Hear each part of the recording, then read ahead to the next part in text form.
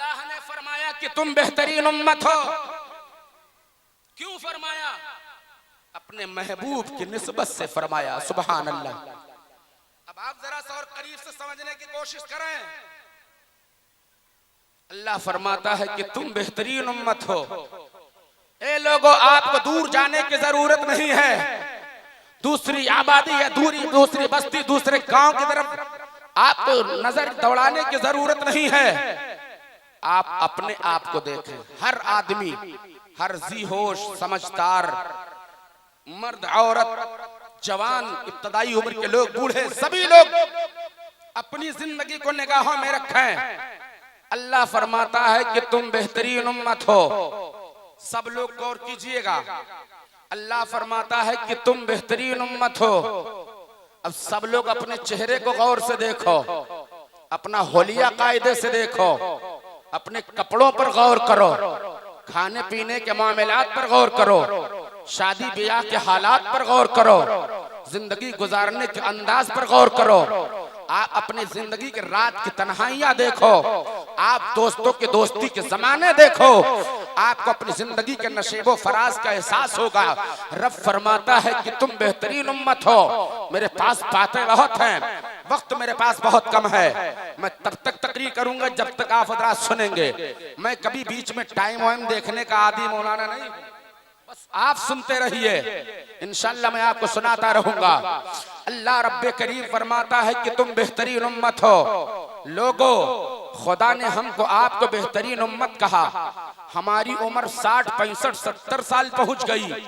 आज भी हर तीसरे चौथे दिन नाई की दुकान के पास जाने के बाद कहते हैं, सीधी ब्लेड मारने के बाद उल्टी मार देना, खूंटी बड़ी जल्दी निकल आती है। बात जरा सा कड़वी है, समझने की कोशिश कीजिए। मुंह में दांत एको सलामत नहीं है, पूरा सेट अलग से लगा है। सुबह होती है तो मुंह बाद में धोए तो सेट पहले मांजा जाता है। गलत कह रहा हूं? बात जरा सा कड़वी है और मेरे पास कड़वी बातों का तो पूरा पिटारा है। और मैं तो कहीं इसी बात के लिए बहुत बदनाम हूं। बुला करके खासकर वही कहलाया जाता है मुझसे। अल्लाह फरमाता कि तुम बेहतरीन उम्मत हो। हमारा आपका हाल है, बचपना गुजर गया, जवानी चली गई, अब बुढ़ापे में पहुंच गए। कुछ लोग कहते हैं यार अब तो थोड़ा सही हो जाओ, कब्र में पांव लटकने लगे, अब तो सही हो जाओ। कब्र में पांव नहीं, पूरा धड़ लटक रहा है, लेकिन तब वो वही रफ्तार बेडंगी जो पहले थी वो आप भी है। अल्लाह फरमाता कि तुम बेहतरीन उम्मत हो। क्या बेहतरीन उम्मती का ये तर्ज अमल होना चाहिए कि चेहरे से दाढ़ियां चलाकर गंदे नालियों में फेंके? ये बेहतरीन उम्मती का तरीका नहीं है। बूढ़े हो जवान हो, जो भी हो, अगर दाढ़ियां छिलाते हैं तो आप सुन्नते अंबिया को अपने चेहरों से दूर करके गंदगी के ढेर पर डाल रहे हैं। खुदा के वास्ते आप गौर करो। खुदा फरमाता तुम बेहतरीन उम्मत हो। और बेहतरीन उम्मती की हालत ये है, कुछ लोगों का हाल ये है, जून के गर्मी के महीने में हफ्ता हफ्ता 10-10 दिन तक नहाते नहीं है, खाली तेल लगा के पैंट बदल बदल के काम चलाते हैं। 2 दिन पहना एक पैंट, जैसे पसीने से वो कड़ी हो गई, लाया उतार दिया, दूसरी जमा लिया और तेल लगा लिया, कंघी मार लिया, राजा बाबू बन के चल दिए पार्टी में। इधर स्प्रे मारा, इधर स्प्रे मारा, बिल्कुल है क्या पूछना। मालूम है बिल्कुल मजार के अंदर से निकल के चले आ रहे हैं। अल्लाह फरमाता कि तुम बेहतरीन उम्मत हो। क्या बेहतरीन उम्मती की जिंदगी गुजारने का अंदाज यही होता है? अगर नहीं तो तुम्हें कब होश आएगा? हजरात, आप जरा अपनी जिंदगी का मुहासबा करके देखें। कितने नौजवान ऐसे हैं जो बेचारे इतनी टाइट और चुस्त पैंट पहनते हैं कि बैठकर पेशाब नहीं कर सकते, घोड़े गधे की तरह खड़े खड़े जरूरतें पूरी करते हैं, आधा पेशाब जमीन पर, आधा पैंट में लपेट लेते हैं। अल्लाह फरमाता कि तुम बेहतरीन उम्मत हो। क्या बेहतरीन उम्मती का तर्ज अमल यही होता है? अगर नहीं तो होश कब आएगा? कब जागोगे तुम? कब बेदार होगे?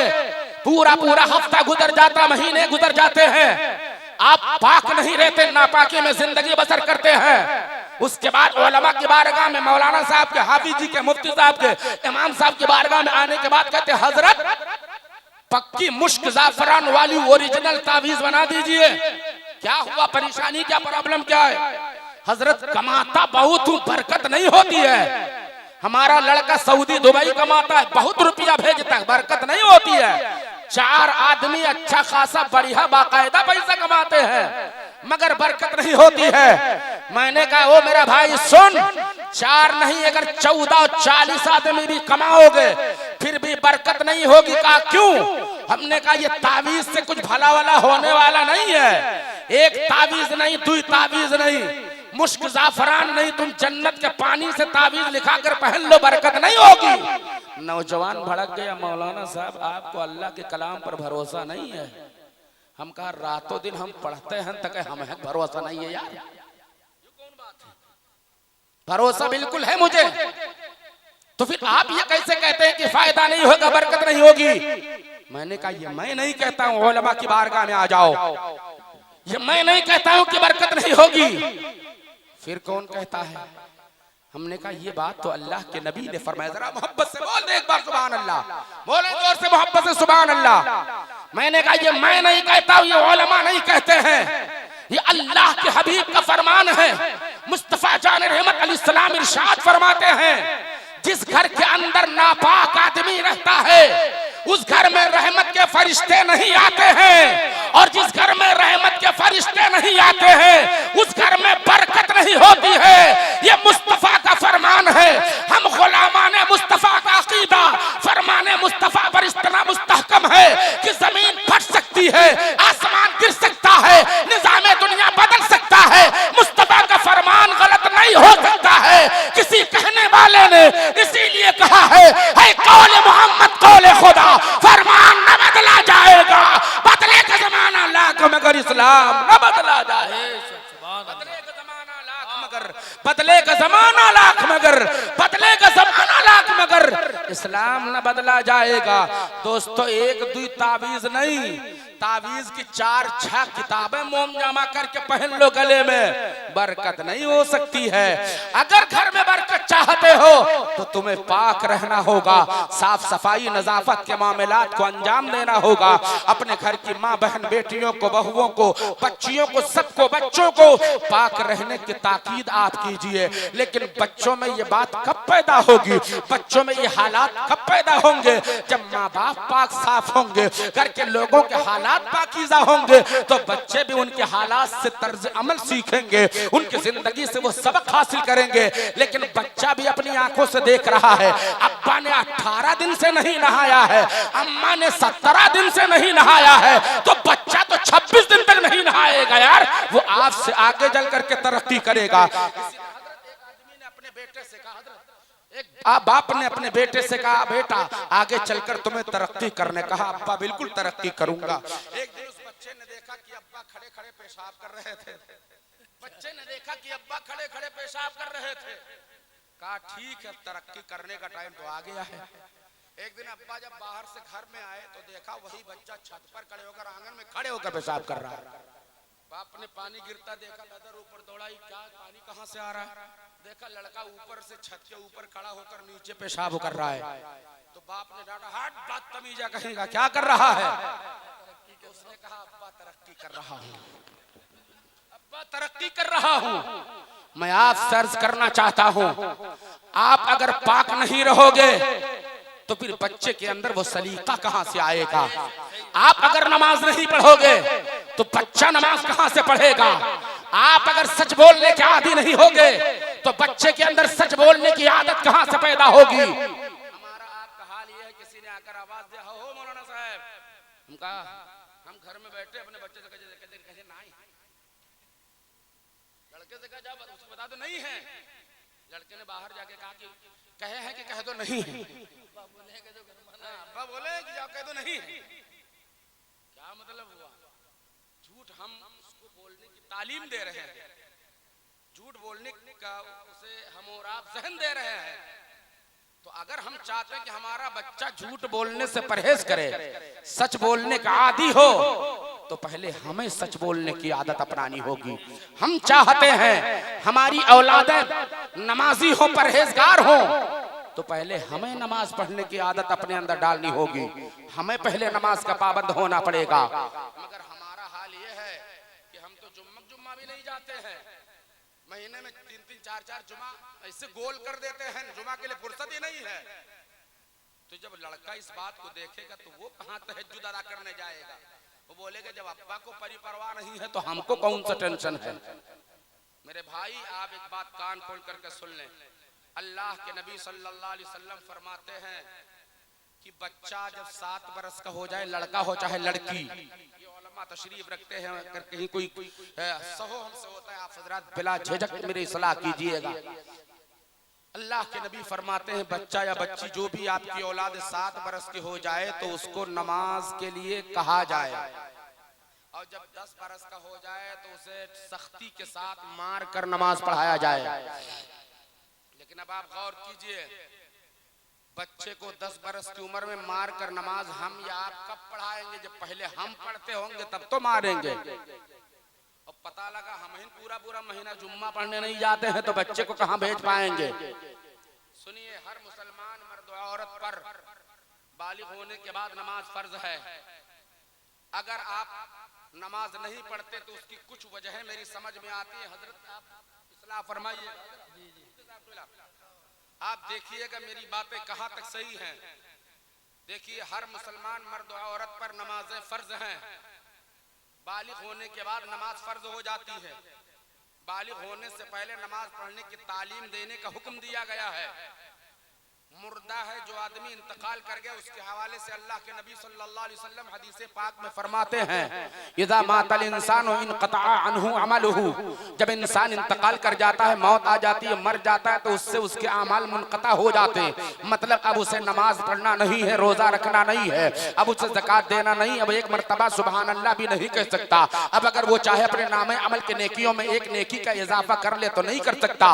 अब वो चाहे कि वो गुनाह की तरफ कदम बढ़ा ले तो नहीं बढ़ा सकता, इसलिए कि उसकी जिंदगी का तार टूट गया है, उसकी जिंदगी का बंधन कट गया है, उसकी जिंदगी का तार अलग हो गया। अब वो एक नेकी नहीं कर सकता है। जो नेकियां उसने अब तक अपने जिंदगी में की, वही नेकियां उसके नामे अमल में मौजूद हैं। उसके लवाहिकीन में, मुतअल्लिकीन में, पसमानदगान में, घर वालों में, बच्चों में, अजीज अकरबा में, दोस्त रिश्तेदारों में, अपने बेगानों में, अगर किसी ने उसके नाम कोई कलमे तैयबा या कोई कलमात तैयबा, कोई आयत कुरानिया पढ़ करके इसाले सवाब कर दिया, उसकी नेकियों का इजाफा हो सकता है। मगर वो चाहे अपने किए हुए अमाल में एक नेकी का इजाफा हो जाए तो नहीं हो सकता।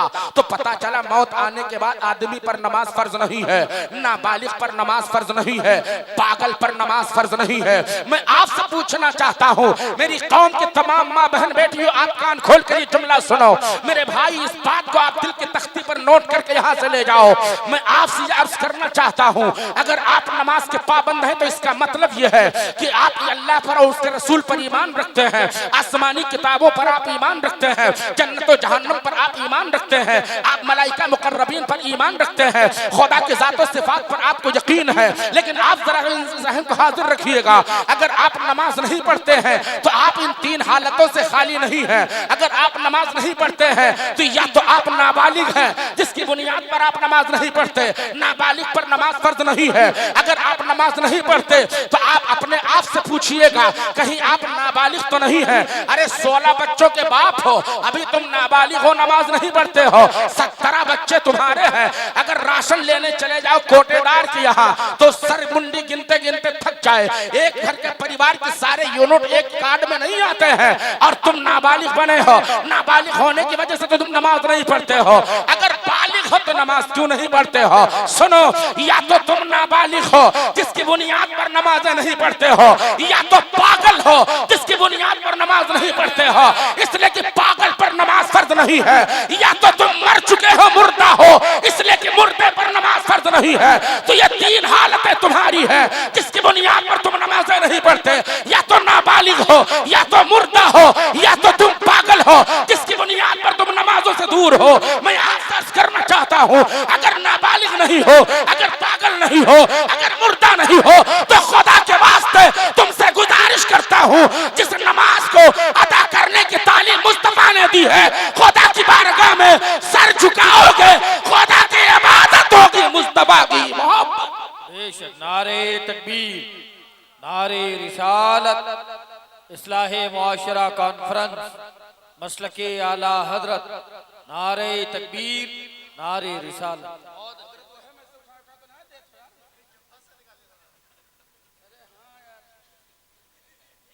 थोड़ा ध्यान रखिएगा छुट्टा उट्टा लेने वालों से। ऐसे एक साहब तकरीर कर रहे थे, एक आदमी आया 10 का नोट रखा, 490 लेके चला गया। यहाँ तो खैर 490 नहीं जाएगा, खाली 90 पूरा हो जाए तो बड़ी बात है। एक बार मोहब्बत से बोले सुभान अल्लाह। आप नमाज नहीं पढ़ते क्यों? ये 3 हालतों में से कोई एक हालत जरूर आपके अंदर होगी। या तो पागल हो, पागल क्या करता है वो आप जान रहे हैं। ये कचरा के ढेर पर पन्नी समेट रहा है, वो कचरा के ढेर पर पन्नी बगल में दबाए घूम रहा है।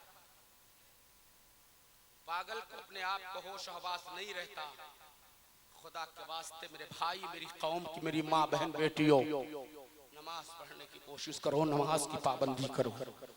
जिंदगी का सफर खत्म होने के बाद मौत का फरिश्ता अपनी ड्यूटी पूरी करके चला जाएगा तुम्हारी रूह लेकर। कब्र में जाओगे, हश्र में जाओगे, सबसे पहले नमाज का सवाल होगा।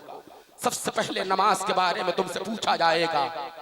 तो वहां मेरी बहनों ये बहाना नहीं चलेगा कि छोटा बच्चा गोद में था, पेशाब कर देता था, नहा नहीं पाती, पाक नहीं रह पाती थी, नमाज नहीं पढ़ पाती। ये बहाने से काम चलने वाला नहीं है। मेरी कौम के लोगों, खुदा के वास्ते तुम बेदार हो जाओ। अल्लाह के नबी फरमाते हैं कुर्रतु ऐनी फी सलाह, मेरे आंखों की ठंडक नमाज है। जब बंदे मोमिन नमाज पढ़ता है तो मुस्तफा की आंखों को सुरूर हासिल होता है, नबी की आंखों को तरावट और नबी की आंखों को ठंडक का एहसास होता है। आप जरा सा ज़हन को हाजिर रखिएगा। बातें मुझे आपसे बहुत सारी करनी है, टाइम बहुत कम है मेरे पास। एक बार सभी लोग एक बार मोहब्बत से कह दो सुभान अल्लाह। हजरात, रब ने फरमाया कि तुम बेहतरीन उम्मत हो। ए लोगों, अब जरा अपनी जिंदगी का एक दूसरा पहलू देखो। आज के इस प्रोफेशन फैशन एबल जमाने में बहुत से मुसलमानों के हालात देखो कहां से कहां पहुंच चुके हैं। कितने नौजवान हैं जो शराब पीते हैं।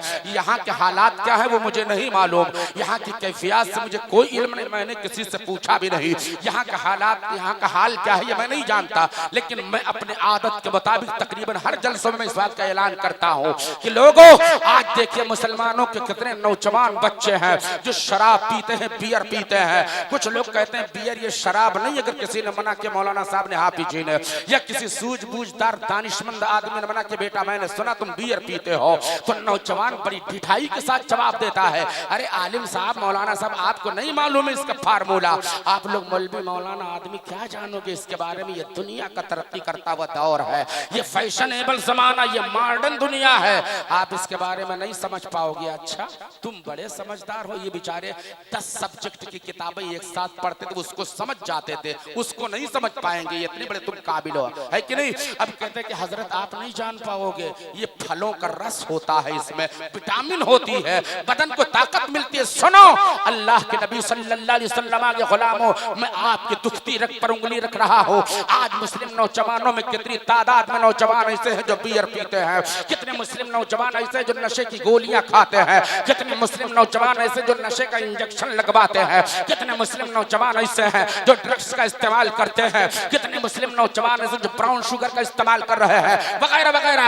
अल मुख्तसर मुझे कहने दो, नशा पैदा करने वाली जितनी चीजें हैं, ये मिंबर नबी है, मिंबर रसूल पर बड़ी जिम्मेदारी के साथ एक एक जुमला नाप तौल कर पूरी दयानतदारी के साथ आपके समातों के दस्तरखान पर रखने की कोशिश करता हूँ। नशा पैदा करने वाली जितनी चीजें हैं वो सब के सब शराब की मंजिल में दाखिल है। ये मैं नहीं कहता हूँ, ये उलमा नहीं कहते हैं, ये मुस्तफा जान रहमत की हदीस कहती है, रसूलुल्लाह के इरशादात और फरामीन कहते हैं। अल्लाह के हबीब फरमाते, नशा पैदा करने वाली जितनी चीजें हैं, चाहे उसे शराब कहा जाए, दारू कहा जाए, भांग कहा जाए, अफीम कहा जाए, हीरोइन कहा जाए, बियर कहा जाए, इंजेक्शन कहा जाए, सिरप कहा जाए, कोरेक्स कहा जाए, टेबलेट कहा जाए, जो भी नाम दिया जाए, हर नशा पैदा करने वाली चीज शराब की मंजिल में दाखिल है।